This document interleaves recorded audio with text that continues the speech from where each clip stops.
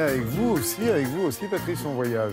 Oui, une seule adresse ce matin, Beaux-Arts Magazine, où il est question de faire un peu de prospective. Il vous est sans doute arrivé de jouer les Madame Soleil dans une galerie, de tomber sur des œuvres, de vous interroger sur leur auteur, de vous interroger sur leur destin, de vous dire tiens, ça me plaît, et si j'osais investir, est-ce que ça peut prendre de la valeur? Eh bien, bonne nouvelle, Beaux-Arts s'occupe de vous. Voici les 10 artistes stars de demain.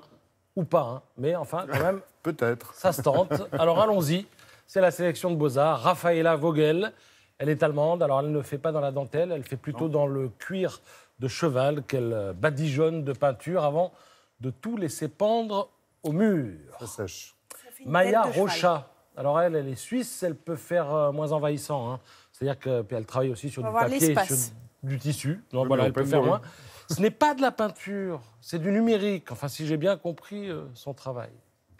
Oli Epp, lui, il est britannique. Alors, il me propose, c'est en haut à gauche, hein, des peintures, des toiles aussi lisses que l'écran d'un smartphone. D'ailleurs, on retrouve le smartphone et l'ordinateur à l'intérieur de la toile, qui met souvent en scène des silhouettes un peu molles. Il a 25 ans seulement, hein, il fonctionne déjà pas mal.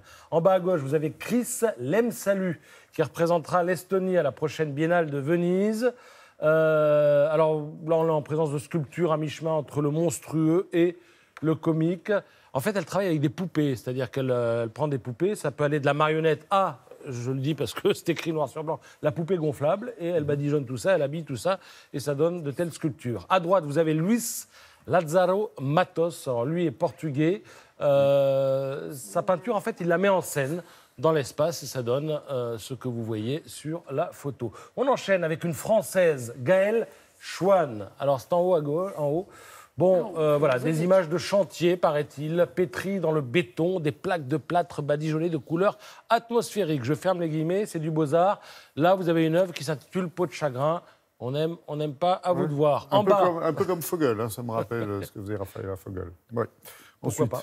Ensuite, vous avez John Skog. Alors lui, il est suédois, il fait des films et des petites vidéos avec des personnages à peine humains.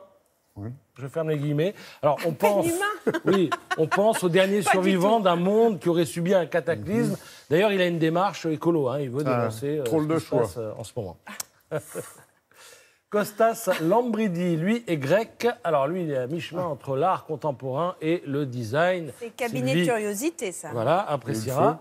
Il y a de tout, hein, dans son meuble, des pieds de piano qui ont été repeints, refaits, des tiroirs, des coffres, une horloge. C'est à la fois baroque et en même temps, ça répond à notre désir de tout posséder. Hein. C'est monstrueux et orgiaque. On n'aime pas avoir. Bien vu. Myriam Haddad. Elle est syrienne, installée à Paris. Alors, elle fait des toiles d'un format très, très, très imposant. C'est la photo de gauche. Ouais. Elle utilise une palette vive, hein, beaucoup d'orangé, de jaune, d'indigo. Peut-être nous dépeint-elle là un monde en ruine. Et puis à droite, pour terminer, Clara Osnedlova. Là, ce sont des œuvres qui sentent bien, on va dire, le désir inassouvi et l'aristocratie déclinante. Merci beaucoup, Patrick.